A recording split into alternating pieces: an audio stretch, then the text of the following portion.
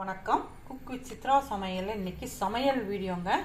நான் சித்ரா வருஷ பிறப்புக்கு ஸ்பெஷலாங்க நேந்திரம்பழத்தை வச்சுங்க நான் ஒரு எம்மியான பாயாசம் பண்ணியிருக்கிறேங்க. இது ஃபுல் அண்ட் ஃபுல் நான் வெறும் தேங்காய் பால்லையே பண்ணியிருக்கிறேங்க.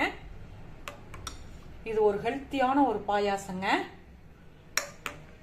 நீங்களுங்க இந்த சித்ரா வருஷ பிறப்புக்கு இந்த மாதிரி செஞ்சு பாருங்க. குழந்தைங்கலேருந்து பெரியவங்கலேருந்து நல்லா விரும்பி குடிப்பாங்க. வாங்க எப்படி செஞ்சிருக்குன்னு வீடியோக்குள்ள போய் பார்க்கலாங்களா? இந்த டிஷ்ஷுக்கு நான் 2 நேந்திரம்பழங்க பழுத்த பழமாக எடுத்துருக்கிறேங்க. அரை மூடி தேங்காய்ங்க. இப்போ இந்த தேங்காயை நான் ஃபர்ஸ்ட் பால் செகண்ட் பால் நான் எடுத்துக்கிறேங்க. நான் தேங்காய் பால் இது ஃபர்ஸ்ட் பாலுங்க, இது செகண்ட் பால், 2 இது எடுத்து வச்சிருக்கேங்க. இப்போ நேந்திரம்பழத்தை நான் இந்த மாதிரி கட் பண்ணிக்கிட்டேங்க. மிக்சி ஜாரில் போட்டுங்க இந்த செகண்ட் தேங்காய் பால் கொஞ்சமாக ஊற்றிங்க. இதை அரைச்சிக்கலாங்க. நல்லா பேஸ்ட் மாதிரி அரைச்சி எடுத்துக்கலாங்க. நானும் ஒரு பாத்திரம் வச்சுங்க, ஒரு கப்பு வெல்லம் போட்டுங்க,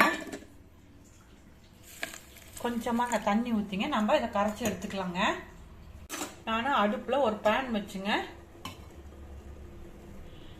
ஒரு 2 ஸ்பூன் நெய் போட்டுக்கலாங்க. அதில் இப்போ ஃபர்ஸ்ட் இந்த தேங்காயை நம்ம வறுத்து எடுத்துக்கலாங்க. இதுலயே முந்திரியும் போட்டுக்கலாங்க.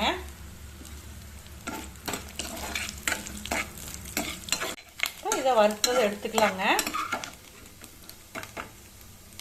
இப்போ அதே நெய்லிங்க நாம இந்த வாழைப்பழம் அரைச்சோம் இல்லைங்க, அதுல போட்டு அப்படியே வதக்கிக்கலாங்க. பழத்தை நல்லா அப்படியே வதக்கிக்கிட்டுங்க. நம்ம செகண்ட் அரைச்ச தேங்காய் பால் ஊத்திங்க கொதிக்க வைக்கலாங்க.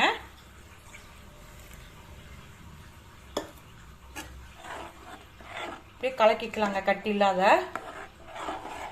கலங்க அப்படியே கட்டி சரியாயிருங்க. நல்லா கலக்கி விட்டுங்க. நல்லா இப்போ கொதிச்சுட்டு இருக்குதுங்க.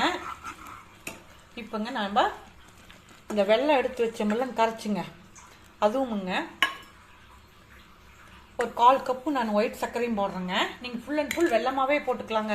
1/2 கப் போட்டுக்கலாங்க. நான் 1 கப்பு வெள்ளமும் 1/4 கப்பு நான் ஒயிட் சுகரும் போட்டுக்கிறேங்க. போட்டு இப்போ நல்லா கலக்கிக்கலாங்க.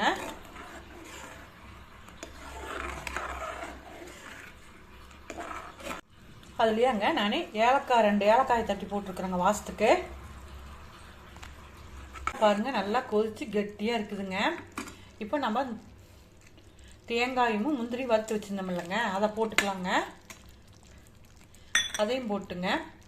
இந்த ஃபர்ஸ்ட் தேங்காய் பால் எடுத்திருந்தோம் இல்லைங்க, அதையும் ஊற்றிக்கலாங்க. இப்போ நாம கிளறிக்கலாங்க. நம்மளுடைய நேந்திரம்பழ பாயாசம் ரெடி ஆயிடுச்சுங்க. அப்படியே ஒரு நிமிஷம் கொதிக்க கூடாதுங்க, அப்படியே ஒரு நிமிஷம் இருக்கட்டுங்க.